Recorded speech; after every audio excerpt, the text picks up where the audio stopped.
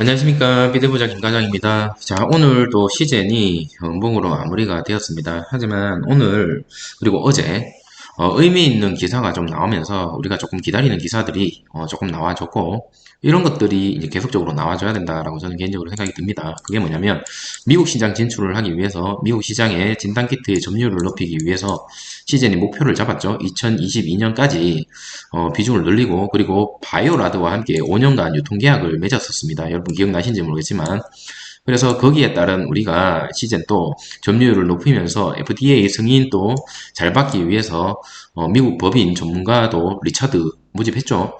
그러다 보니까 그런 거에 대한 기대감도 사실 있었는데, 최근엔 진단키트 주들이 다 떨어지다 보니까 시젠도 사실은 같이 덩달아 떨어지는 거고, 그러면 이제 코로나에 대한 어떤 테마가 아니라 그거를 넘어서는 미국 시장 진출, 그리고 비코로나 제품에 대한 어떤 점유율의 가시적인 어떤 성과를 보여줘야 되거든요. 근데 그런 뉴스가 이제 조금씩 이제 뜨고 있고, 이런 것들이 이제 뉴스가 아니라 그걸로 인해서 이제 영업이익이라든지 이런 것들이 보이게 된다면 다시 한번 주가는 오를 수밖에 없는, 그때부터는 진짜 시제는 찐 주식이 될 수밖에 없다라고 저는 생각이 듭니다. 하지만 뭐 여러 가지 안 좋은 점이 있죠. 최근에 제가 영상에서 말씀드린 것처럼 증여 이슈도 있었고요.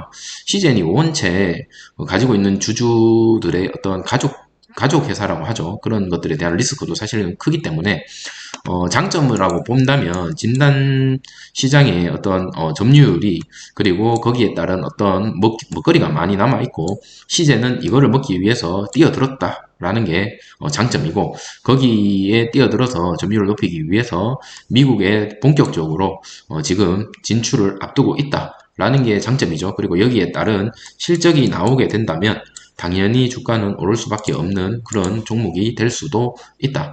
하지만 단점으로는 아까 말씀드린 것처럼 이 주가 관리를 사실은 잘 안 하는, 못하는 그런 느낌이 듭니다. 전문가도 영입을 했는데도 불구하고 좀 그런 것도 있고요. 최근에 증여 이슈로 인해서 또 주가가 계속 떨어지고 있는데, 이 증여 이슈는 왠지 계속적으로 잊을만 하면 한 번씩 나오지 않을까, 이런 생각도 조금 듭니다. 그래서 이런 것들을 생각하고 투자를 해야 되지 않을까라는 생각이 좀 듭니다. 자, 오늘 코스피는 마이너스 0.28%로 마감이 됐고요. 코스닥은 마이너스 0.32%로 마감이 됐습니다. 저번에 미국 증시가, 특히나 나스닥이 엄청나게 많이 떨어진 거 대비해서 어느 정도 선방을 좀 해주지 않았나라는 생각이 들고요. 그리고 오늘 개인이 어느 정도 매수를 했고, 외국인과 기관이 매도로 마무리가 되었습니다. 개인 같은 경우는 이제 저점이다라고 생각해서 들어오시는 개미들이 좀 있을 것 같고요. 두 번째는 아까 같은 그런 뉴스들이 이제 뜨기 때문에 거기에 따른 어떤 기대감으로 인해서 이제 사람들이 조금씩 매수로 몰리지 않을까라는 생각이 들고요. 말씀드린 것처럼 저는 계속적으로 말씀드리죠. 3만원. 3만원 선이 오게 된다면 적극적으로 1차 매수를 할 수 있는 기회다라고 계속적으로 말씀드립니다. 지금 이 3만원 고점이 월봉인데 2015년이었어요. 2015년. 2015년에 이렇게 최고점이 3만원쯤 된다라고 볼 때, 과연 2015년의 시즌과 2022년의 시즌과 똑같다라고 보기에는 조금 무리가 있죠.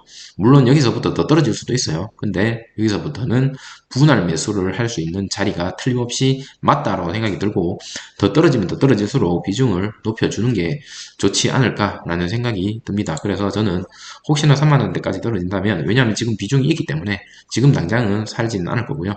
그까지 온다면 여러분한테 약속한 것처럼 구매를 하고 매수를 하고 여러분한테 오픈을 하도록 하겠습니다.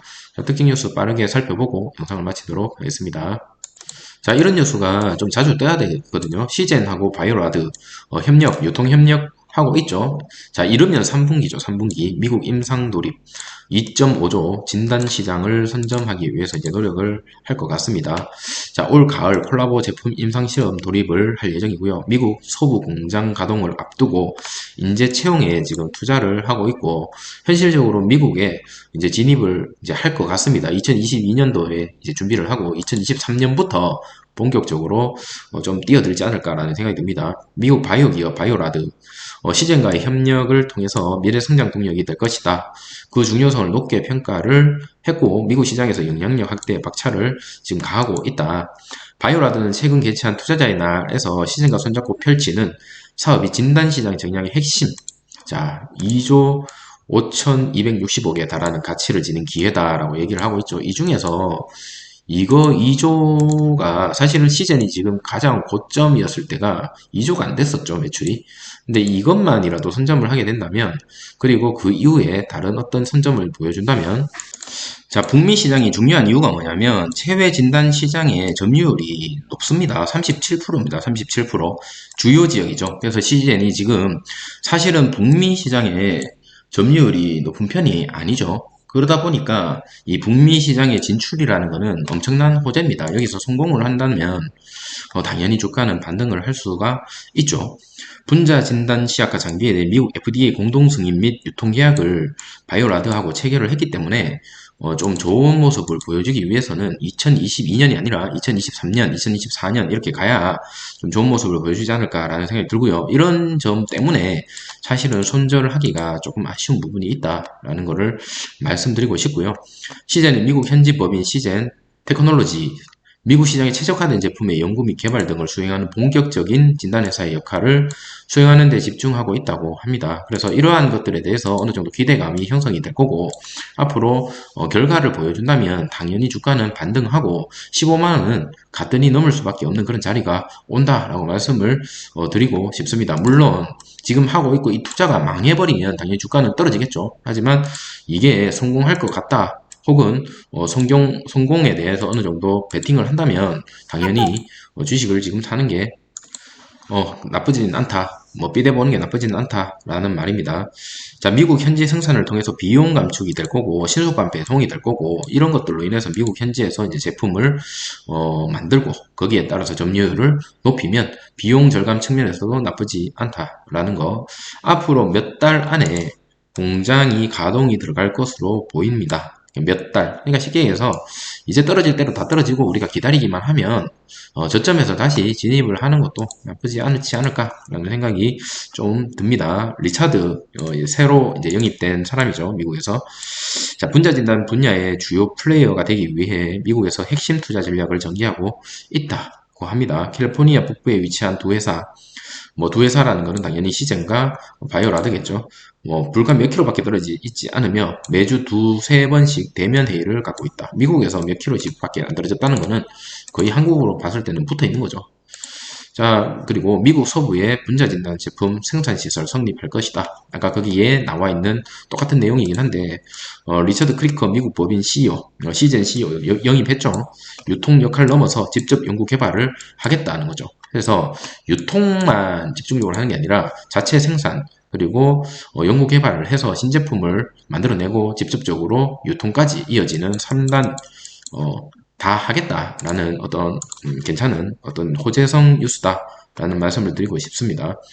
자, 미국 서부 해안 지역의 분자진단 제품 생산 시설을 설립하고 현지 사업의 확대를 추진한다라고 하는데 이게 언제 나올지 사실 관건이고요. 여기에 따른 말씀 계속 드리지만 영업이익이라든지 이런 것들이 다시 턴어라운드 하는 시점이 온다면 그때부터는 적극 매수 자리지 않을까라는 생각이 듭니다. 이런 것들을 계속적으로 모니터링을 해야 되고 이런 뉴스들이 계속적으로 나와줘야 시즌이 더 이상 떨어지지 않고 저점을 만들고 행보라도 하면서 사람들이 눈치를 좀 보지 않을까, 그리고 기관과 외인들도 눈치를 좀 보지 않을까 이런 생각이 듭니다.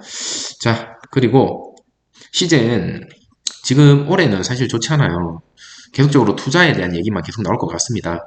하지만 2022년이 지난 2023년부터는 열매가 맺힐 단계라고 저는 보기 때문에 올해 사실은 시즌을 가지고 있지 않는 사람 입장에서는 매집의 기회가 될 거고요.